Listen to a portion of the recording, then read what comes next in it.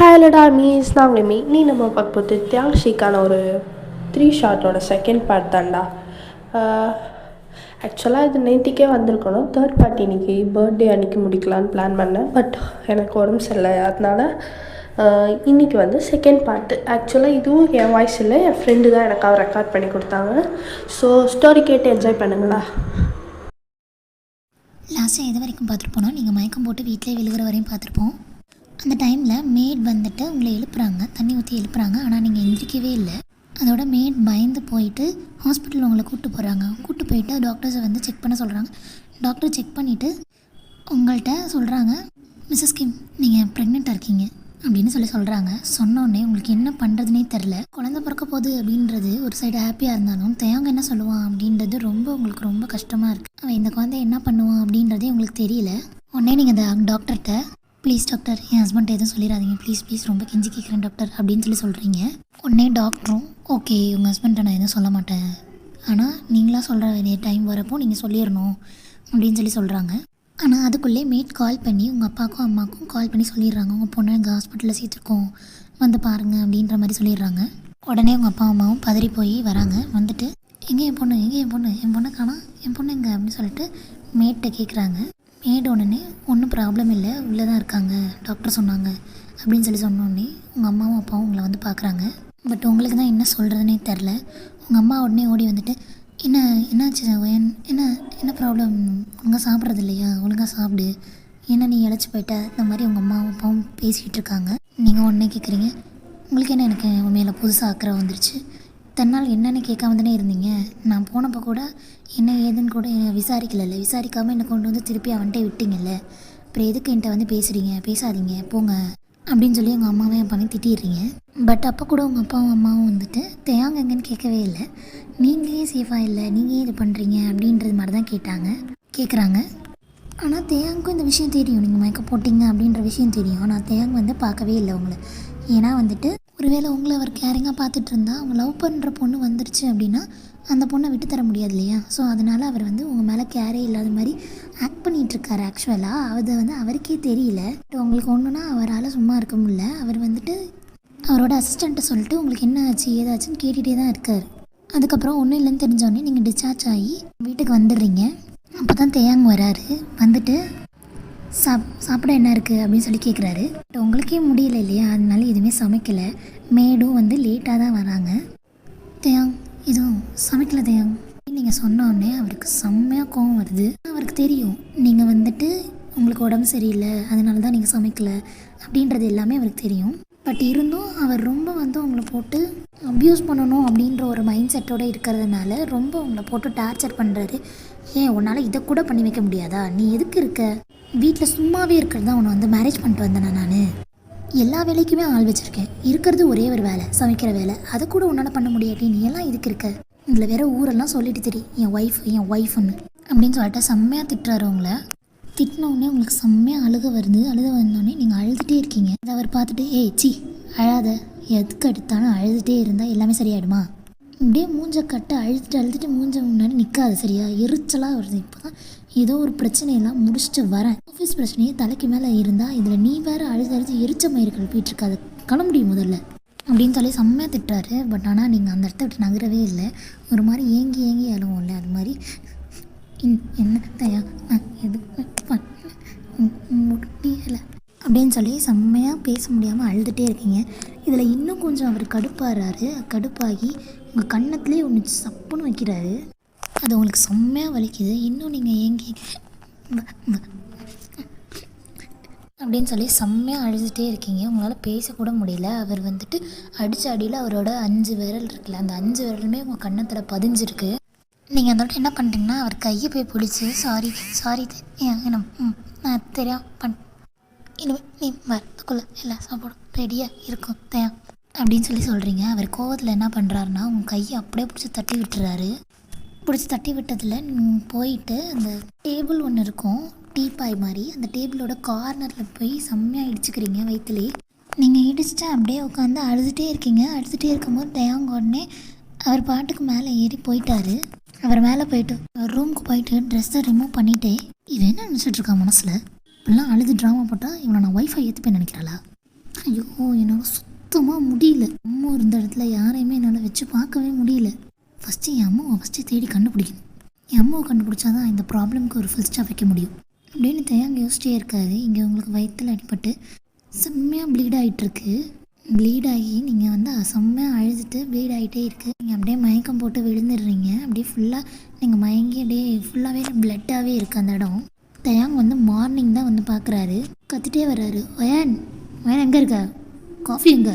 எப்போவுமே நான் வந்துச்சோன்னே காஃபி கொடுக்கணும் உனக்கு தெரியாதா? வயன் எங்கே இருக்கன்னு கேட்குறான்லடி அப்படின்னு செம்மையாக கத்திட்டே வர்றாரு. அப்போ நீங்கள் அந்த அவரை தள்ளி விட்டு போனார்ல அந்த இடத்துல நீங்கள் வந்து படுத்து கிடக்குறீங்க. அவர் வந்து பார்க்குறாரு. அப்படியே நீங்கள் படுத்து கிடக்கவும், வயன் ஆக்ட் பண்ணாத எந்திரி. ஆனால் உங்கள் பிளட்டு இருக்கிறத அவர் பார்க்கவே இல்லை. பார்க்காம எந்திரின்னு சொல்கிறேன் நடி, எந்திரிக்காம என்னடி பண்ணிகிட்ருக்க அப்படின்னு சொல்லிட்டு செம்மையாக கத்துறாரு. நீங்கள் எந்திரிக்கவே இல்லை. அவர் உடனே வந்துட்டு உங்களை திருப்பிட்டு பார்க்குறாரு. செம்மையாக பிளட்டு இருக்குது. அவருக்கு என்ன பண்ணுறதுனே தெரில. அதோட உங்களை கூப்பிட்டு போயிட்டு ஹாஸ்பிட்டலில் சேர்க்குறாரு. உங்களை ஹாஸ்பிட்டலில் ஜாயின் பண்ணிட்டு அப்படியே ஒரு வாசலில் நிற்கிறாரு.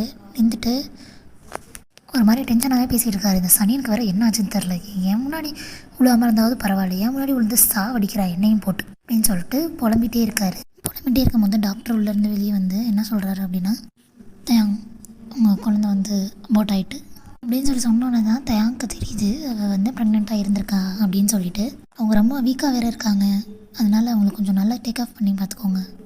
அவங்க பாடி கண்டிஷனே ரொம்ப மோசமாக இருக்குது. அங்கே சாப்பிட்றாங்களா என்னன்னு கூட தெரியல. அதனால் கொஞ்சம் நல்லா பார்த்துக்கோங்க அப்படின்னு சொல்லிட்டு டாக்டர் போகிறாரு.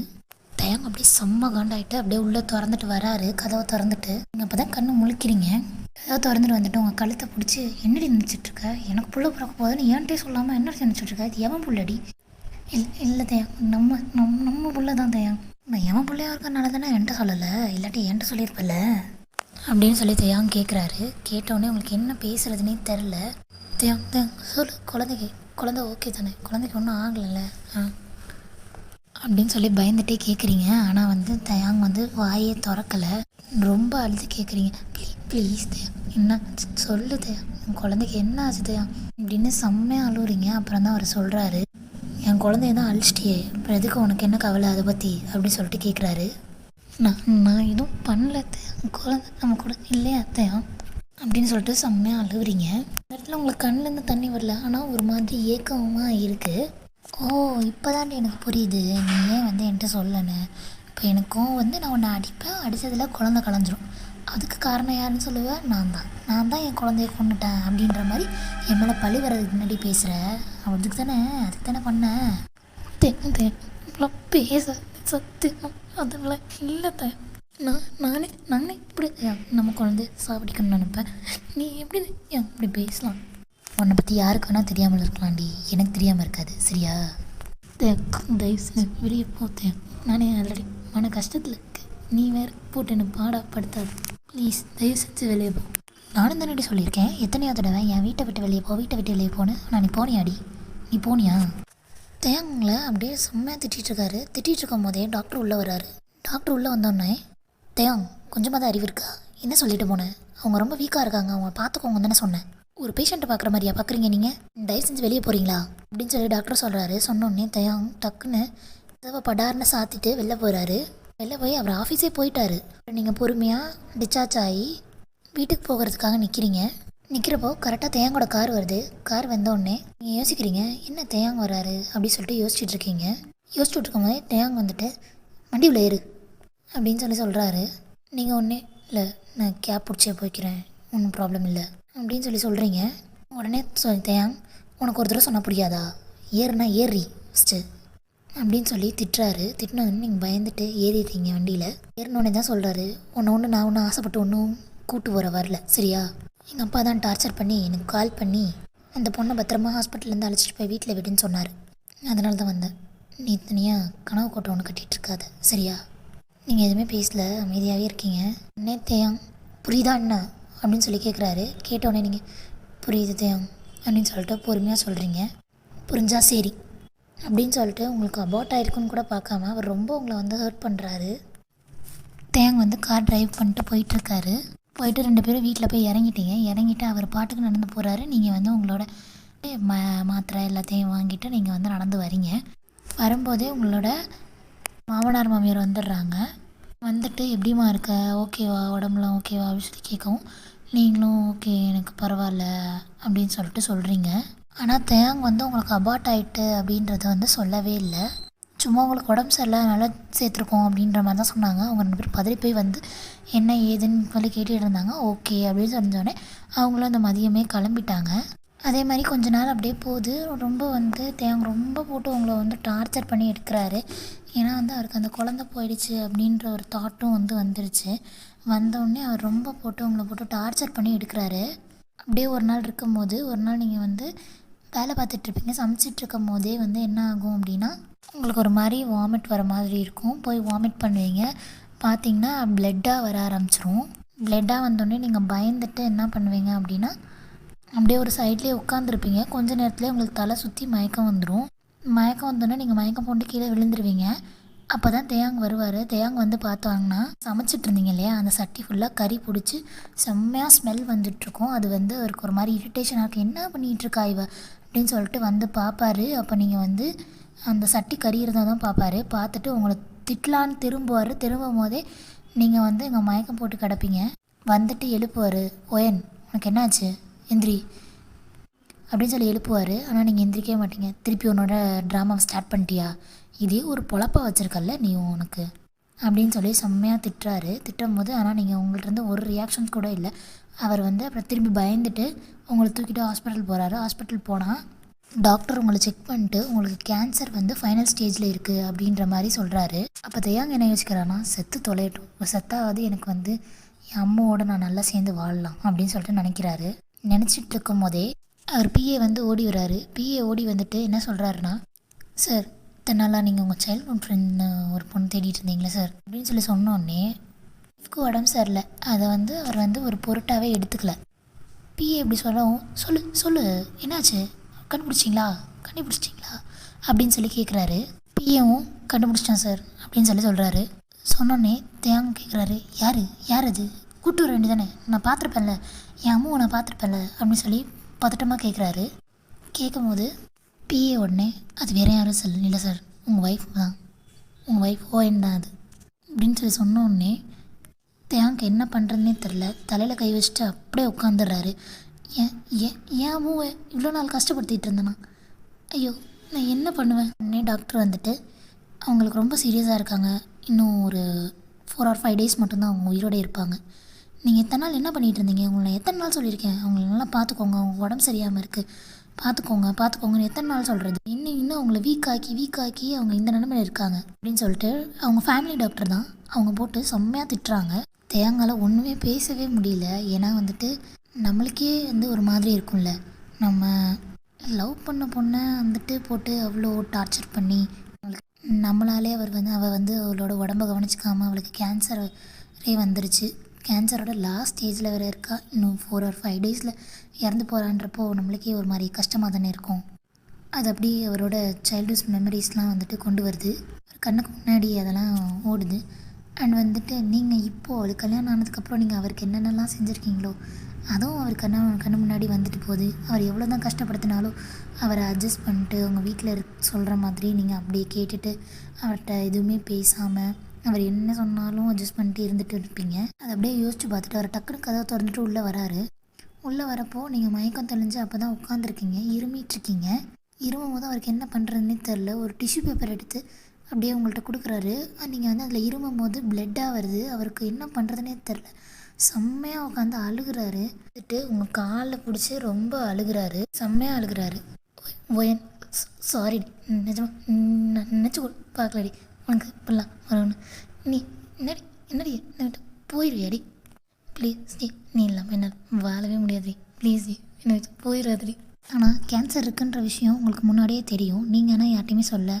நீங்கள் உடனே தேங்காய் பார்த்து கேட்குறீங்க, உனக்கு என்ன என் மேலே புதுசாக ஆக்குற, எப்போவுமே என்னை விட்டு போகணுன்னு சொல்லுவேன், இப்போ நானே போயிடுவேன்ல, இப்போ எதுக்கு நீ தேவையில்லாமல் பேசிகிட்டு இருக்க அப்படின்னு சொல்லி கேட்குறீங்க. உடனே தயாங் வந்து உங்கள்கிட்ட வந்துட்டு, அம்மு என்னை மன்னிச்சிடமோ, எனக்கு சத்தியமாக நீ தான் அது தெரிலடி, தெரிஞ்சதை நம்மளாம் பண்ணியிருக்க மாட்டேன்டி அப்படின்னு சொல்லிட்டு செம்மையாக அழுகுறாரு.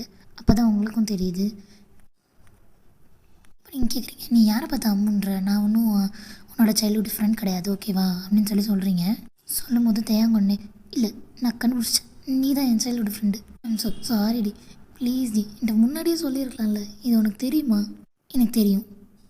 தெரிஞ்சு மட்டும் நீ என்ன பண்ண போகிற? எப்படியும் நீ வந்து என்னை விட்டு போகணுன்னு தானே சொல்லிகிட்ருக்க. நான் உன்னை விட்டு தான் போகிறேன்.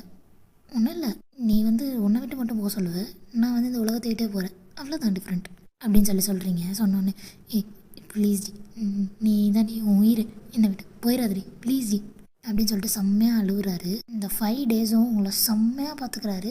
இப்படி இவரால் இப்படி வந்து எப்படி சொல்கிறதுனா, அவ்வளோ அப்யூஸ் பண்ண ஒருத்தரால் நம்மளை வந்து இவ்வளோ சேஃபாக, இவ்வளோ செக்யூராக, இவ்வளோ பாசமாக பார்த்துக்க முடியுமா அப்படின்னு கேட்டோன்னா, அப்படின்ற அளவுக்கு அவர் உங்களை அவ்வளோ பாசமாக, அவ்வளோ கேரோடு பார்த்துக்கிறாரு. உங்களை ரெஸ்ட் ரூம் போனால் கூட அவரே க்ளீன் பண்ணிடுறல, அந்த அளவுக்கு ரொம்ப சேஃப் அண்ட் செக்யூராக பார்த்துக்கிறாரு. நீங்கள் இந்த மாதிரி ஒரு ஃபேஸை பார்த்ததே கிடையாது. ஆஃப்டர் 5 டேஸ் கழித்து அவர் உங்கள் பக்கத்தில் உட்காந்துருக்கும் போது உங்கள்கிட்ட ஒரு விஷயம் கேட்குறாரு. நீ ஏன் என்கிட்ட சொல்லலை? என்கிட்ட முன்னாடியே சொல்லியிருந்தா நான் உன்னை ஏதாவது பண்ணியாவது காப்பாற்றிருப்பேன்லடி, ஏன்டி என்கிட்ட சொல்லலை அப்படின்னு சொல்லிட்டு கேட்குறாரு. நீங்கள் நான் உன்கிட்ட அன்னைக்கு சொன்னது தான் இன்றைக்கும் சொல்கிறேன். நான் சொல்லியிருந்தா நீ கண்டிப்பாக நம்பியிருக்க மாட்டேன். நான் ட்ராமா பண்ணுறேன், ஏதாவது ஒன்று சொல்லியிருப்பேன். உன் கூடவே இருக்கணுன்றதுக்காக நான் ஏதாவது பண்ணுறேன், அந்த மாதிரி ஏதாவது சொல்லியிருப்பேன். ஸோ அதனால தான் சொல்லலை அப்படின்னு சொல்கிறீங்க. சொன்னோடனே உடனே அழுதுகிட்டே சொல்கிறாரு, எல்லாம் என் மேலே தான் தப்பு. நான் தான் யார் என்னன்னு பார்க்காம, ஏன் அவளாக இருந்தால் மட்டும்தான், என் சைல்ட்ஹுட் ஃப்ரெண்டாக இருந்தால் மட்டும்தான் நான் பார்த்துக்கணுமா? நீ என் ஒய்ஃப் தான், நான் உன்னை பார்த்துக்கணும்ல. நான் என் மேலே தாண்டி தப்பு, என் மேலே மட்டும்தான் தப்பு. ப்ளீஸ் ஜி, நீ இல்லாமல் நல்லா இருக்க முடியாது. ப்ளீஸ் ஜி, என் கூடயே ரெடி, எங்கேயும் போயிடாதடி. அப்படியே பேசிகிட்டே இருக்காரு. பட் ஆனால் உங்கள்கிட்ட வந்து எந்த ரியாக்ஷன்ஸுமே இல்லை. ஆனால் வந்து அவர் கையை வந்து இறுக்கமாக பிடிச்சிருப்பாரு. இப்போ உங்கள் கையை கொஞ்சம் லூஸ் விடுறாரு, உங்கள் கை தானாக போய் கீழே விழும். அப்போயே அவருக்கு புரிஞ்சிருச்சு, நீங்கள் வந்து இந்த உலகத்தில் இல்லை, நீங்கள் இறந்து போயிட்டீங்க அப்படின்றத புரிஞ்சிருச்சு. ஆனால் அவரால் அதை டாலரேட்டே பண்ண முடியல. அவரோட பிஏ அப்போ தான் உள்ளே வராரு. உள்ளே வந்துட்டு சார் அப்படின்னு சொல்லிட்டு சொல்கிறாரு. கூப்பிட்டோடனே இங்கே பாரா, நான் பேச கேட்க மாட்டேறாடா, பேசுகிறதுக்கு ரிப்ளே பேச மாட்டேறாடா, ப்ளீஸ் என்ன அவளை பேச சொல்ல, ப்ளீஸ் ஒரு தடவை என்னை பார்க்க சொல்ல, ஒரு தடவை என்னை பேச சொல்ல, ப்ளீஸ்டா ப்ளீஸ் சொல்லேன். நீயா சொல்ல, நீ சொன்னால் கேட்பால, சொல்லேன் அப்படின்னு சொல்லிட்டு அவர் பிஏட்ட சொல்கிறாரு. பிஏ இப்போ தான் பார்க்குறாரு. ஆனால் நீங்கள் வந்து இறந்து போயிட்டீங்கன்றது அவர் புரிஞ்சுட்டு தேங்காய் வந்து வெளில கூப்பிட்டு போய் ரொம்ப சமாதானப்படுத்துகிறாரு. அதோட அவங்க அம்மா அப்பா எல்லோரும் பார்த்து இதெல்லாம் தெரிஞ்சதுக்கப்புறம் ரொம்ப வந்து ரொம்ப வந்துட்டு ஃபீல் பண்ணுறாங்க. அதுக்கப்புறம் உங்களுக்கு இறுதி சடங்குலாம் செய்கிறப்போ செம்மையாக அழுகுறாரு. என்னை விட்டு போயிட்டியா? நான் உன்னை போன்னு சொன்னேன், சும்மா இந்த வீட்டை விட்டு தான் போக சொன்னேன்.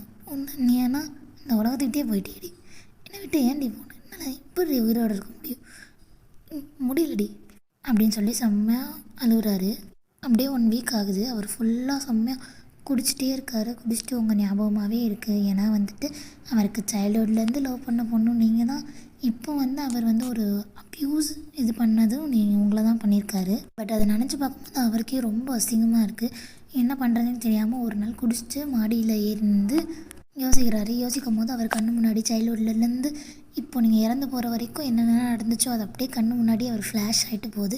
அப்போ தான் அவருக்கு தோணுது, நீங்கள் இல்லாமல் வந்து ஒரு நிமிஷம் கூட அவரால் இருக்க முடியாது அப்படின்ற மாதிரி தோணுனோடனே அவரும் மாடியிலேருந்து கீழே விழுந்து இறந்து போயிடுறாரு. அவ்வளோதான் காய்ஸ். பேலன்ஸை வந்து நம்ம 3rd பார்ட்டில் பார்க்கலாம்.